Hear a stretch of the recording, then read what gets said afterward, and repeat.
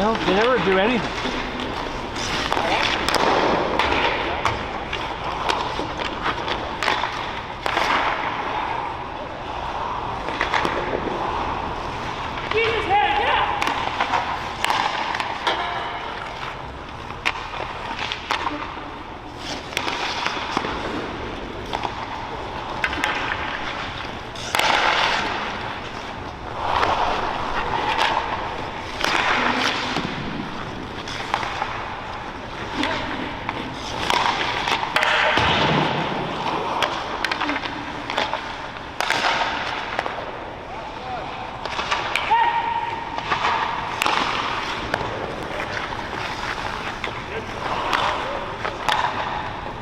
That's like we said earlier on the podcast. That was something that, the Panda was something that I wasn't a huge fan of to begin with.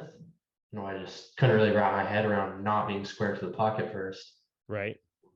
There was something that just really didn't make sense. But now that I've thrown it into my game, I find it's really helped me out with, realizing that you don't need that much. You don't need your entire body to cut off the angle like that when it's such a low angle shot. Okay. You only need, the right half of your body.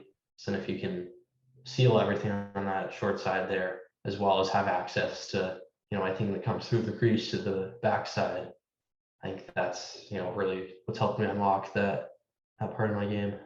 Okay. And so as we see it here, is there a point where you start to, is there a point where you're starting to think, okay, if it gets to here, I'm going to flatten out a little bit? A lot of it's situational. Of course, speed probably matters too. Of course, speed, and then seeing that guy in my peripheral vision on the far side there.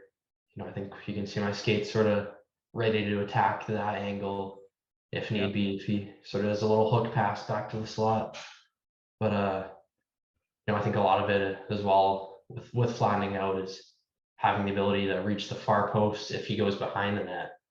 Right. I think I remember a couple of years ago getting beat once by being in the overlap, and then he faked the shot, got me to bite in my butterfly, but I was still square to that short side corner. Then he just quickly wrapped it around.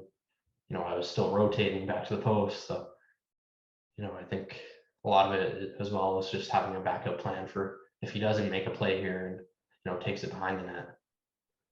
How much more confident are you on this short side, even though you flattened out, even though you're not square on that shot? How much more confident are you in your ability to cover high than, say, if that skate was tucked inside the post in a reverse? Oh, totally. You see guys that are 6'5", 6'6", still getting beat in that short side up top there.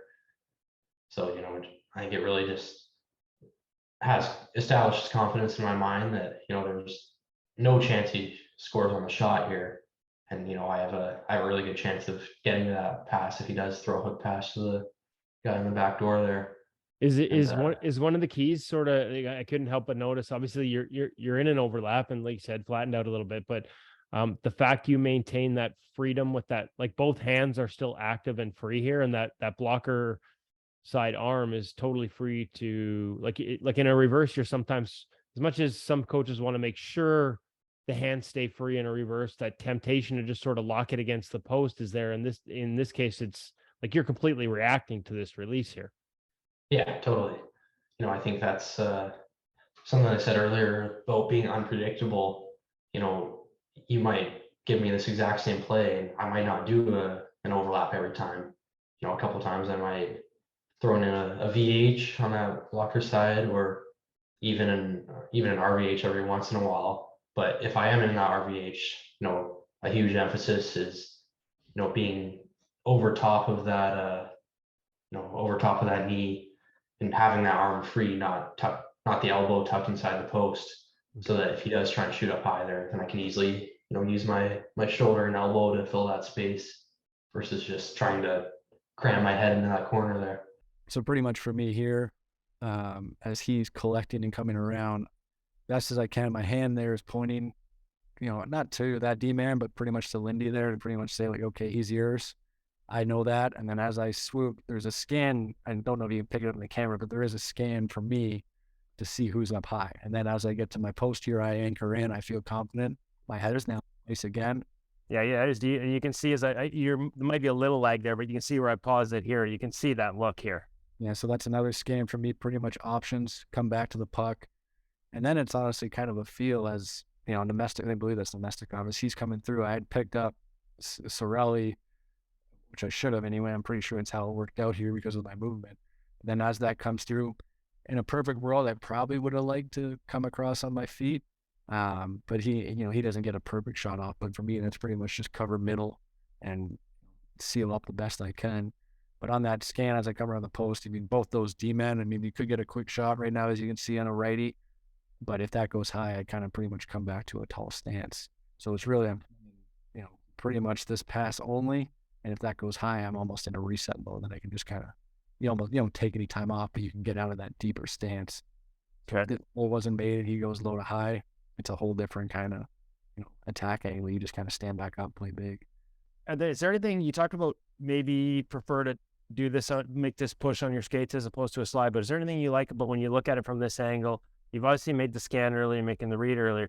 Just in terms of the mechanics and what you're trying to accomplish as you make this push, are you just looking for his stick blade on the other side? What are you looking for as that puck gets through? How do you, technically maybe look at this move? Yeah, I mean, first thing here, this is kind of, I think my head should go first. So pretty much I'm attacking, okay, my head's going, that's it, that's the end target. And that helps, rotate me around. I think the hardest part about this play that I find is as he's climbing, you're starting to climb off your post. And now you got to almost have no momentum to kind of make that slide. So I feel like as that's happening, I don't have the speed to kind of come over and get an upper standing push on my feet. So that rotation and that slide is more of a safety valve, I think, as you come out of it. If he was coming downhill there and I can kind of get over, or at least I can come up, take a step and come back.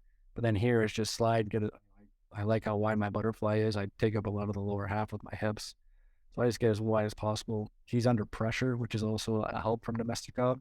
So he doesn't get that off as clean as he would have liked to either. But it's just one of those plays where you come across, like I said earlier in the call, as a Jonathan Quick, open up, go splits. He slides that 5-hole. I might not be paddled down, and that's one that goes through you.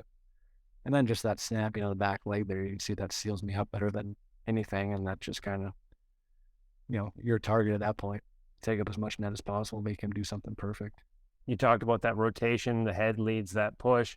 The fact that you were arrived and compact like that, is it a good sign that after you make this save, like there is no extension, there's no sprawl, you're on balance, you're in control? Like if this had hit you and bounced back the other way, I feel like you'd be in total control to go back again. Whereas, like you said, if you open up and make a big push, you sort of, maybe you get there once, but that's all you got left. Yeah, anything coming off you in an extension is very hard to kind of obviously bring your weight back the other way. But yeah, no, I mean, that scan, he's coming in tight. I mean, honestly, if you take the bottom of the hashberg as a slide roll, I'd like to be a little bit lower, but in the way the situation was, I don't know what time of the game or how the legs are feeling, but that stays out of the net. You can't really complain on how you get it done. I think I've seen this save a few times. So yeah, this was of the highlight reel variety, and yet there are elements of it, like again the scans and I was thinking like the shift too into that puck, as much as it comes off you back into the middle on this one, like it's, you know what I mean? Like you're not sliding. If you're in a full slide there's no way you're coming back. Yeah, I think it was lower earlier and adrenaline's going. I think it was honestly like first couple of shifts of the game. Can't see clock time, but I remember being a little bit antsy, and same thing. Reeser and I were going over. He goes, "What a save!" I'm like, "Yeah, but that first rebound," I said, "I chased it." Like it's just this one, right? Like you see it so differently when you're the one doing it. But yeah, I mean, a little bit easier just to go down, stick that into the corner. This might not happen, but early in the game, I got a little over aggressive and attack it, but you live to fight another day. And as this play's been developing, he's been sitting there this whole time. So it's not like, I don't know if I get a scan on him, but I know he's there. Right. And then it's just one of those plays where it's like, if I'm the player right now and I'm doing this, I'm going backdoor to him too. So it was one of those things where if this puck doesn't come at me, I know exactly where I'm going and how far I got to go. And I think the biggest key to anything here is I got my feet back. I don't know being that high if a lot of goalies would even stay down. But that's one thing I try and do as much as I possibly can on anything rebounds is don't chase, just get your feet back. So if you're out here and you're still on your knees, like then you can't make you can't load a skate and get the rotation and make that push. No, and that's the benefit of, I said, a little bit of my my favorite part of my game is my feet. It's just the ability to, obviously you have those under those, I can go either direction with power here, and that's honestly the only reason I get here. You get good rotation on this too, like the fact that you like when he gets this puck on his backhand, you're square to him. Yeah. Or relatively square to him. You haven't flattened out prematurely. So for a lot of guys, it's really hard to get rotation back towards your post here because it's such a big movement to get turned on it. What is it that allows you to get this? I mean, like you said, you were sitting on him. And I think if we rewound it earlier, you do see, like, you're aware of him because you see the scans and you know where these guys are on the ice. But in order to sort of get that rotation, the mechanics of it, as much as it's a reach too, like there's not a lot of guys that can get anything back to that post from that position. I think that's another big key with the feet is you can see a little bit of a back drift. Okay. And that's your little bit of momentum. If I come from a flat stance there, like if I right here, there's just backward motion. I'm kind of retreating in, giving myself, he's not beating me from there if he throws that puck on net. Right. So we'll need to really challenge him. And that's another comment to, get your feet, don't chase. If I go at him and he throws this dish, he's got, he could poke it into the net. So, I mean, obviously it is full splits, full desperation, as much reach and pull as I can. And then it's just like, I know he's trying to tuck that in the net. So let's get to the post. And then now it's kind of just, pin my toe down and try and wrap that thing from him as best as I could and not get him another shot. I think I just pulled something watching that. Yeah, that was the end of the reaching game for me there. It's funny because this angle showed that I didn't realize I had this third angle, but you can see that little bit of backwards flow.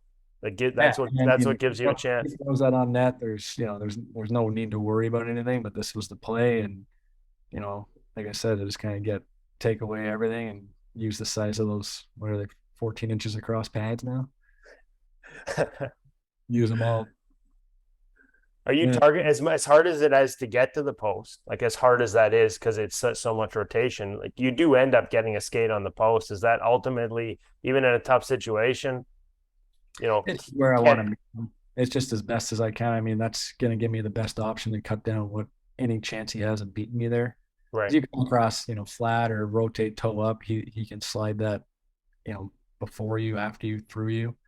Where I was just flat legging, there's Vazzy, you can probably do it, full splits and still have his chest up to the sky. But, for me, that's, full range and as much as I'm going to get out of it. And gives you a little anchor too, right? Like, because he's trying to jam that in. Yeah, and then obviously, you fall forward a little bit here, but with that falling forward, it honestly gives my leg a little more power. If I fall backwards, I can't do anything to battle him. Right. If I can weight forward, I at least can bring my hips back to me. Or if I fall back there, like if I was to go into that situation I'm in now, there's no chance I'm fighting him to a second stop. I just think, as I come in here, you got Robertson playing D, which isn't an ideal situation for him or us, but I think with where he is, he's not back post. He's not, he's actually pretty high attacking him. So I think even in Aho's mind, he's like, if I rip this from the top of the circle against me, anybody, you have a chance, but it's not high percentage. And then all the ice the guy has on the other side, he probably understands that Robertson's not a D-man too. And I'd pass this too. So that's kind of one of those thoughts really, like there's so much ice on this for him to shoot that puck and Robertson's trying to get a stick on it. It's probably low percentage. So a lot of my mind probably early on here is there's going to be at least one. And then, as I rotate over here, I just keep my feet, and it's honestly just the rule. If I can, he's not one timing it. He's offhand. If he catches and releases, I'm gas tired. It looks like 45 shots on the clock I just saw. But yeah. So as this comes across, I'm guessing long before we get this point, you've read that this is left shot pass. The guy on the other end of this pass is left shot. And what does that change for you in terms of your positioning and the opportunity, the likelihood of a one-timer? It's a lot less. And honestly, it's the reason why I keep his feet. He catches and releases that as fast as he can. It just gives me more time. If you have to come across in a slide or a split if he's teeing this thing up as a righty. Okay. So right now it's, I'm underneath it. I'm pushing him. I'm almost playing him in a 2-on-0 at this point. but I'm trying to force him to kind of go blocker. I get my feet, he doesn't. He throws it back, and now it's just, I got to get back across the middle of the ice and take up as much as possible. So you go a little bit athletic, you go splits. Just got my body there. There's no holes under my arm. There's not a lot. He's got to beat me with a perfect shot. And unfortunately, I left a little bit of my 5-hole open with the movement, but double movement, throw the splits into it. He's going short side. I mean, he's not going back there. So if I can get across, and for him, he probably looking at his stick here now in a slower mo, he's trying to get that thing up and over me. And then I just, you don't think he gets everything he wants, and I just meet it there, right? So it's is your priority just get something into the middle? Like it was first of all, if you don't hold edges, you don't have a chance. Yeah. It's just honestly at this point, it's, like I said, it's athleticism. It's my best. Just get across, get as big as possible. There's not much time. Honestly, right there, it looks like Robertson's stick might actually save me. Yeah. He might have taken the height out of that, and that gets, into my armpit there. Or it prevented you from having a 580 highlight reel glove save. Or that, exactly. So, I mean, you try any D-man, their kind of rules, beat me once, don't beat me twice. You got Robertson playing D, and right there, he shows he can do it. So maybe I shouldn't have said for him it's Robertson playing D, but it works. And then, we actually, I don't know if this was the first one or not, but we go up and turn this puck over right here in 10 seconds and then get another 2-on-1. So I think right there is honestly just, you got Matthews, you got to play him. Right. And this was the game for him to get not 60, but beat Rick Vibe's record. Okay. Well, knowing that it was a Matthews, it was a Matthews shooting gallery for 3/4 of this game. And he got me on one timer on the short side here to beat it. But, he's looking to shoot all night, and that was kind of just one of those pump fake passes. So, but I mean, that's, something you work on. You got to be able to integrate, and not everything's going to be perfect. So, you just try right here. I try to get my foot in as quick as possible so he can't bank off my butt. Right there. So that's the thought process when you get stranded? Yeah, you get stranded. I mean, first thing there is integrate, and then, then you could try and, you got Hawkenpaw there, you got 6'5", he can get his stick down and help you for a second on the backside. But yeah, that's that first play, is get integrated, force him to not bank it and go around. Gives me a little bit of time. Then you're just, you're moving as quick as you can to get over there. You get a lucky bounce. And then here once again, and I don't know if I've checked, but at this point, where he is. Yeah. Get sights on it. You got a screen. You're looking to get ice, get eyes on the puck, and just track what's going on here. This is where you play tall. You got screens and guys willing to block shot on your penalty kill for a reason. So lose a little bit of my depth, and I have no problem with it. It's just kind of giving me a chance to get backside here. And, he fake shot passes, making sure it's a slide there, but the only reason for the slide is it was a windup, right? So it's a little bit of a speed go. And then, I get into my post. He doesn't get it cleanly. I get a second to kind of integrate and get out to a 1B. I just like to kind of cover a little more ice, and he hits me with it. But, with the amount of talent these guys have on this power play, it's a battle, and they have options everywhere. And, like I said, a little bit of that game was, it was favored to Austin, but yeah, I mean, here, the fake shot, you're trying to pick it up. You see him move it. I get kind of semi down in case he let it go. And at that point, the quickest move is to just slide instead of bring your feet back under you and push. Well, if he one tees this, I can see your hands are active, even though you're sliding, you're in a pretty good spot. And that's honestly the reason I get a chance here to take a little bit of ice is he doesn't catch it as clean as he wants. And you're not going to know that until he connects with the puck. So, you get a second here to get into my post and get a little bit more of a bump, take away a little bit of that option. If he does even pass it to Tavares here, I can kick a leg and kind of smother him. But none of that you're really thinking about with Tavares thing. It's more just positioning gives you an option. Right. He throws something across the middle of the net, he's got to go through a stick. I can throw a blocker stick out there and have it, but that's just how you read the game, right? Like as you come across, you give yourself the best option in two ways and seal up, no holes. I mean, their shot there is inside. He's trying to go between me and the post at any point in time, really. But then that's what I wondered, the time, once he doesn't catch it clean and the time you take to sort of bump a little bit, because if you just sit here, I mean, there is gap between shoulder and post because you've got skate on post and that's where you've slid to. So if you just sit in this, like given it's Matthews from that spot, he's a guy that's going to rip that short side shoulder or he has the ability to. So that little bump that gets you out and back to your feet partially, I'm guessing is a difference maker in this regard. Yeah. You got some guys that can integrate in that post and seal, and he's only got their ear to shoot at. But for the way I like to play it just, you give me the time, I'm going to take it, right? Like, it just gives you another second to square up, get more body in position, and he's not going to beat me high blocker from underneath the top of the dot or underneath the face-off dot. So it's another situation where the only option he really has there is to go POP or stick to Tavares or just reset it back up top. I don't know if Nylander, who came around the other side of that puck, would even get to him. But, no one is a shooter. It's kind of the vibe you got to take, and you rely on teammates for a reason in different situations. And got the highest goal scorer in the league last year. You think he's going to shoot the puck every once in a while. So, it worked out pretty good. I just love that. There's that 580 fingers up. Just show him nothing but pocket, baby. Yeah, hit it. Make me feel good.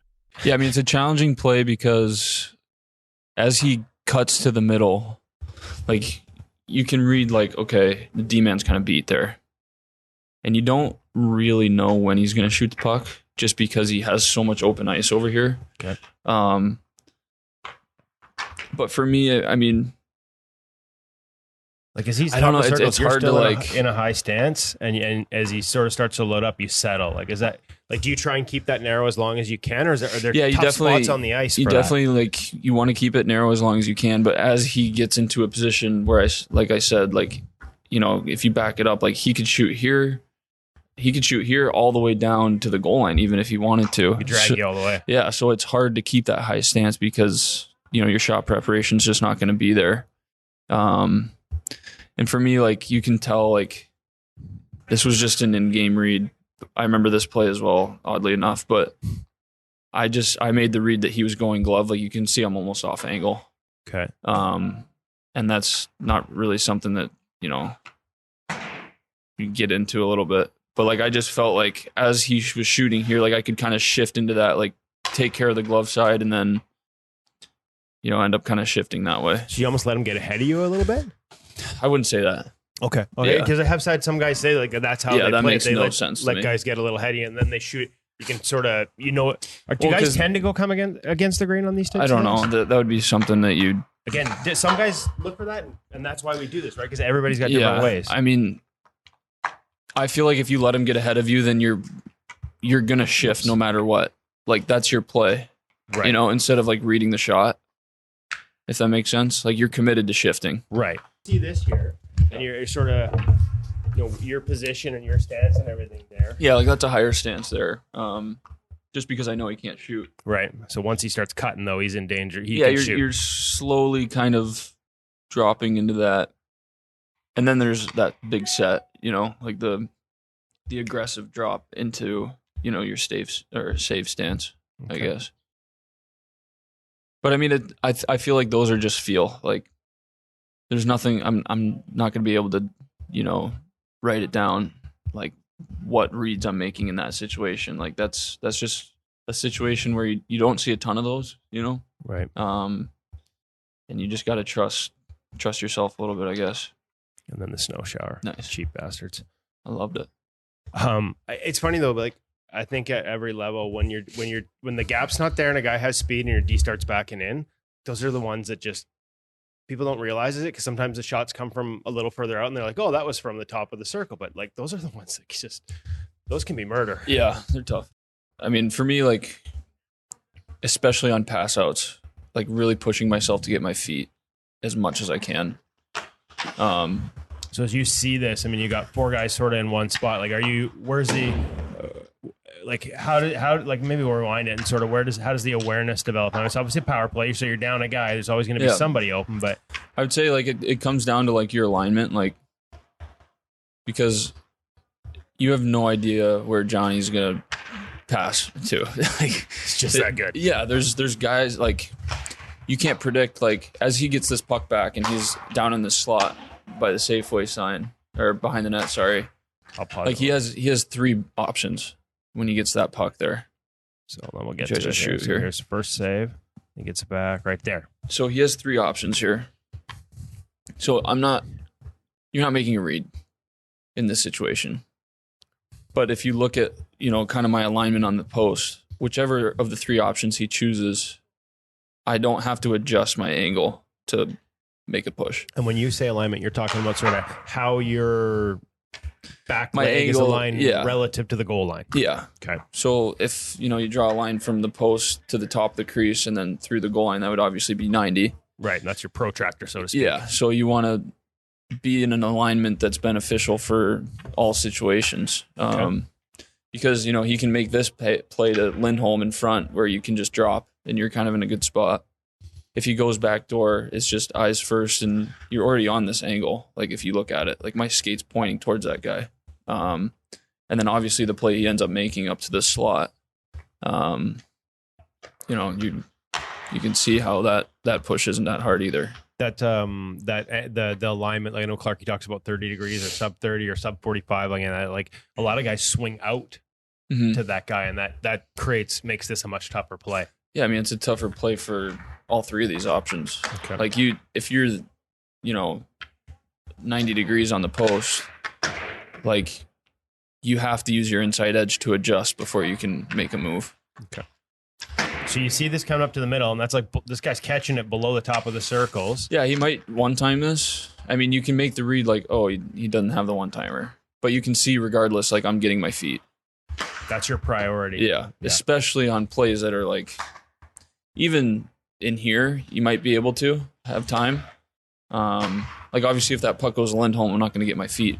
Right. But I mean, you have plenty of time there, especially with a pass in his feet. And then at this point, like, what he's doing. He's not going to try and shoot this puck, You're aware that he's camped out over there. Oh, for sure. Yeah, I mean, 100%. Like, you got everyone on the ice is over there. He catches this puck in the slot, not a great pass. Takes him a second to corral it. I mean, look at you got four guys in the lane. Like, no one's going to try and thread one through when you have a one-timer cocked on the far side, especially when you're this low. Maybe if you're a D-man or what have you. And so the way you come across on this one, the one thing I noticed, like we talked about the other one, because it's down low into the post, I noticed that this one you push outside of the post. I don't know if that's just reactionary or that's on I find purpose. I'm sure it's reactionary. I guess my reasoning would be that like he's a little bit farther away than that other one. Okay. And it's a one-timer. It's not like he's not like shoveling it. Right. I feel like that Chicago one that you're talking about, the guy was in here. Yeah. Where like I don't need depth there. But with the play here, coming all the way out there, like guys can hit that spot. I mean, you see Leon do it all the time. Right. So if you push into your post, your leg and your butterfly width almost would delay you getting a short side seal. You can't get into that space because you're hitting or it's harder. Yeah. I mean, like you're for sure. Whereas this, because you're past, you're allowed, you can get more of your torso to the post, right? Because you're not jamming your. So, yeah, okay. I was just curious if that was part of that. Yeah, and I mean, you can also see like I'm coming over sealed first, and then you're reacting kind of from there, I guess. And then obviously you're just ends up hitting me in the chest, which is always nice. If you pause it, take a peek at that score. It's 3-0. It's not even halfway through the game yet, and for young goalies. I think this is a great teaching clip because we don't end up winning this hockey game, but I battled hard throughout this game, and I think that shows and proves your teammates that that you're going to battle, you're going to fight for every save, you're never going to give up, and I think that's really important to prove and show to your teammates that you're a guy that no matter what the score is back there.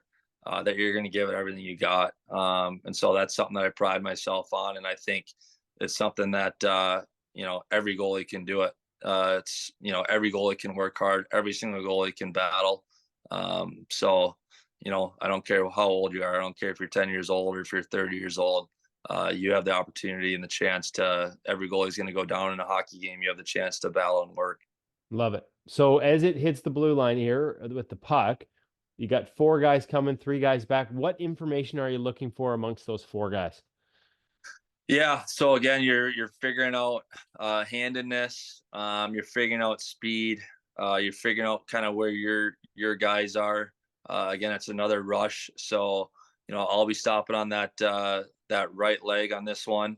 I'm going to be looking for a little bit of backwards momentum.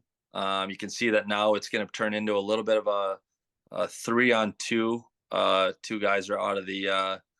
Two guys are now taking themselves essentially out of the play. And so now you got Arturi Lehkonen, who I played with up in Montreal for a couple of years, really good player. He is going to be driving the net. This guy, I don't know who this righty is. I mean, so Manson here. Yeah, it's Manson. Yeah. Mm-hmm. So Manson makes a play. This guy almost looks like he's cocked for a one-timer. And so, even right there, the pass, I think it's, I'm not able to probably see it right away just because of where the defender is. And so now I visually, I had the chance to get visual attachment on this puck. It's a righty. I know where Lehkonen is now because he just went through went through the net area. I know he's backdoor. He's a lefty. I don't know who that righty is, but he makes a nice little pass here. And Lehkonen tries to get it's a one-toucher to the net, and I know at the time he thought he put that puck in the net, but and I don't even remember exactly where that hit. It rattled around between the knees a little bit, but I cut it. But there's about 3 minutes of him looking skyward and in disbelief, which is always a nice feeling. Which I love because he's a buddy of mine, and I never want one of my buddies to score. But again, I can be, if I'm letting this game get away from me, if I'm getting too emotionally involved in this hockey game, it'd be easy to start chasing the play a little bit. And it just said with who that righty was, but I could be chasing that puck even more. But again, I'm set and I'm able to give my chance. I'm giving myself a chance on that backdoor play. So right here, you can see I'm on that puck. I'm in a good spot. If he shoots it, I'm in a nice spot. And then it's a bang bang play. The mechanics of that, like knee down first and drive through it, is that sort of one of the keys to, like, rather than reaching, say with your toe, for example, you drop that knee and rotate, push through it. For sure. Yep. And sealing that bottom ice. You see a lot of players, they're going to be looking for the 5-hole there, or under the pad. Certainly there was a little room 5-hole, but no room under the pad. It's a good solid seal. And again, a lot of compete and a lot of battle in that save in a tough situation. One thing I didn't notice before, but your lefty doesn't have a stick. Well, that makes it even more challenging. Yeah, there you go.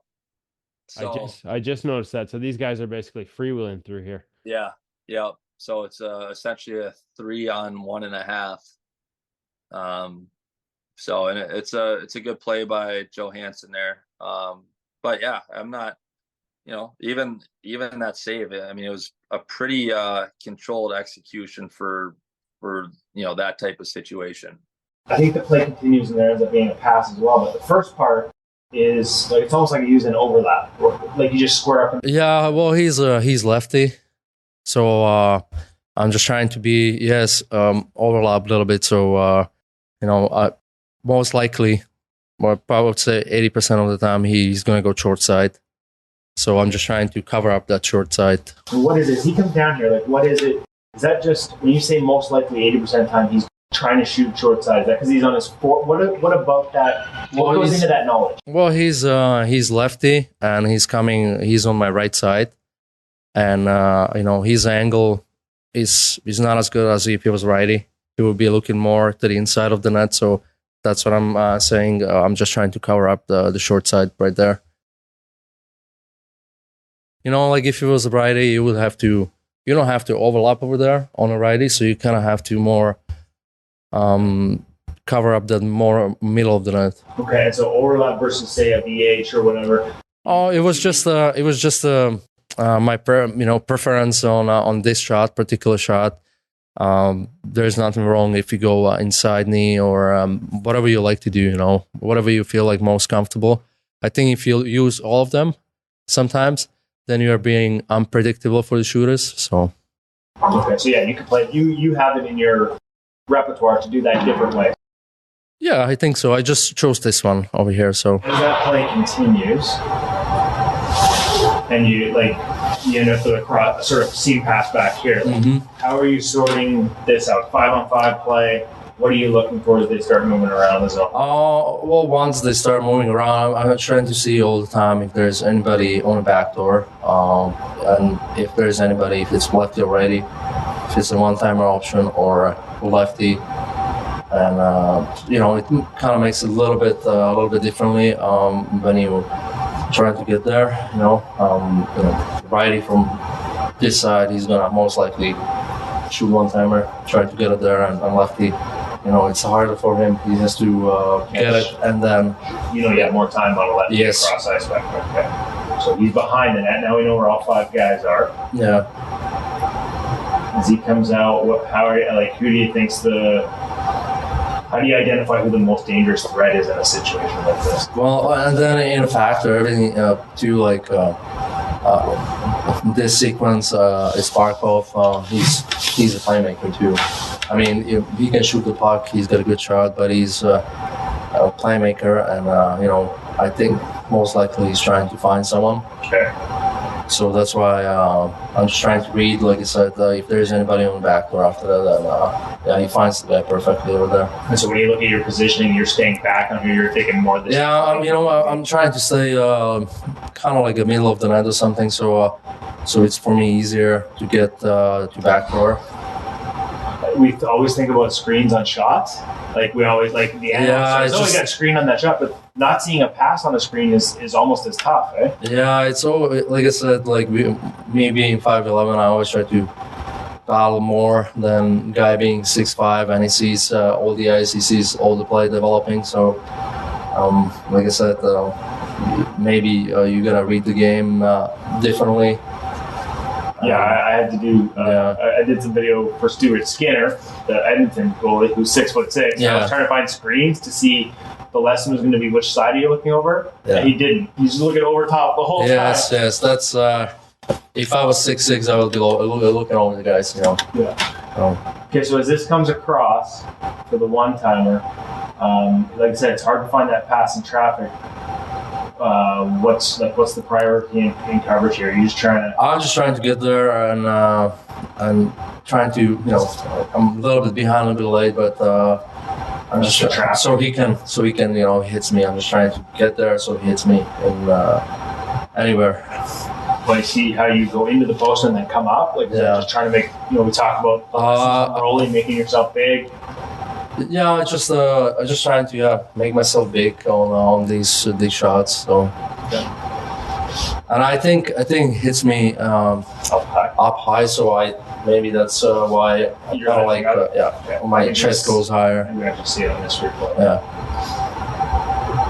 Yeah, it hits me in the mask. So that's why I kind of.